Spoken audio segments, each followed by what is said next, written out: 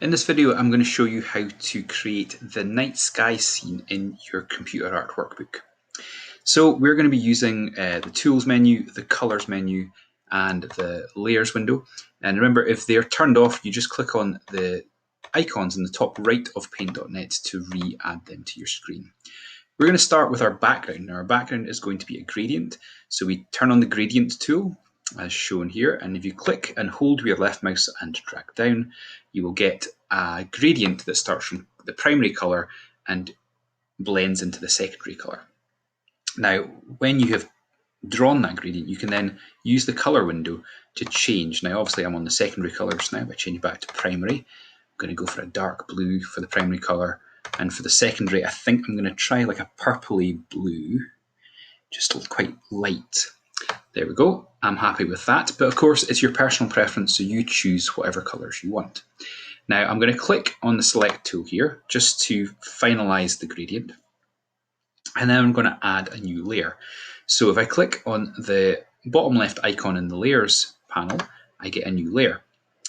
I'm now going to turn on or select my paintbrush tool, increase the width to 30, and then make sure that my primary color is back to being black.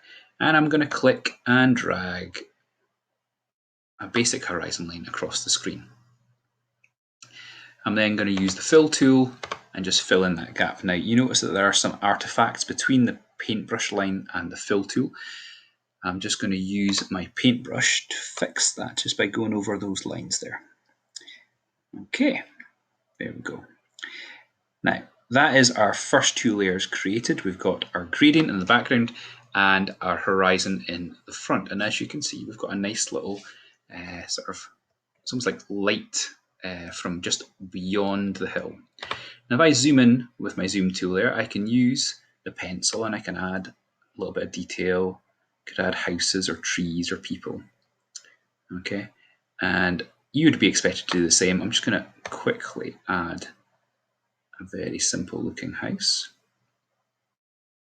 Okay, and it's got a little chimney there, and I'm just going to use some yellow. I'll use the default yellow just to make a little light appear. Oh, switch it around. There we go. So we've got a light on, and so when I zoom out, you can see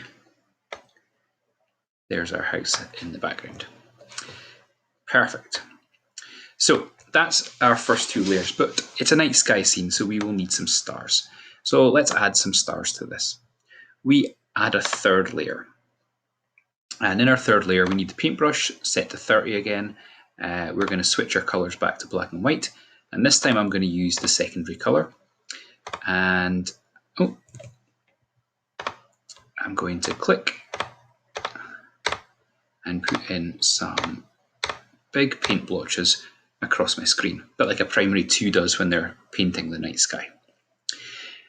We're going to go into the effects menu. We're going to go to distort and pick the filter called frosted glass.